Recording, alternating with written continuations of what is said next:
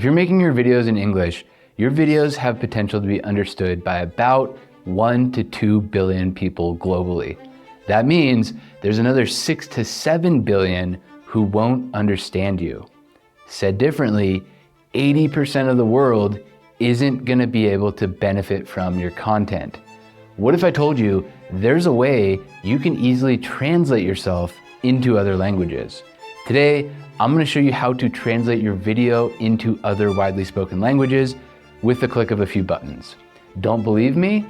Here's me saying that same line in Spanish. Hoy voy a mostrarte cómo traducir tu video a otros idiomas ampliamente hablados con solo unos pocos clics. And here I am in French. Aujourd'hui, je vais vous montrer comment traduire votre vidéo dans d'autres langues largement. And now, it's your turn. Meet me in Descript and I'll show you how to do it. Open up your Descript project, presumably in English. Come up to Underlord in the top right, and you're gonna scroll down into this repurpose section. Click on Translate. And by the way, if I come over to Descript's pricing, this is only available on the creator plan. If you're on the free plan or the hobbyist plan, you won't see this. So you have to be on this tier, which I am. And once you're here into the translate section, translate to, this is gonna be the language that you translate into. And so I'm gonna do Spanish. Where was that? There it is, it's alphabetical.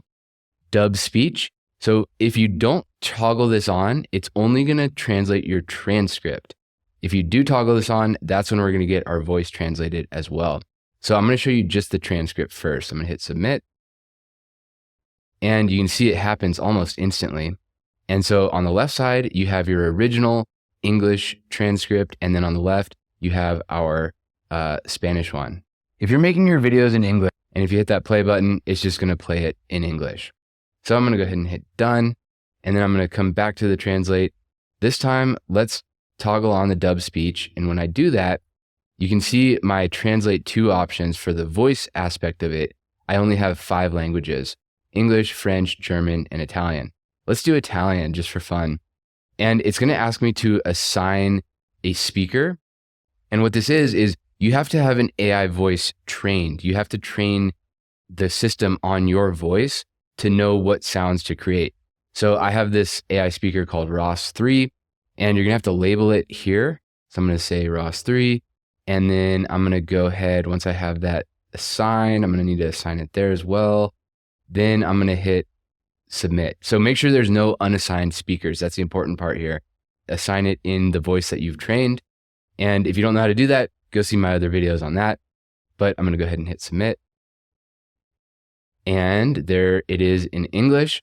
And you can see it says generating speech, and then that little blue spinning thing is letting me know that it's working on it.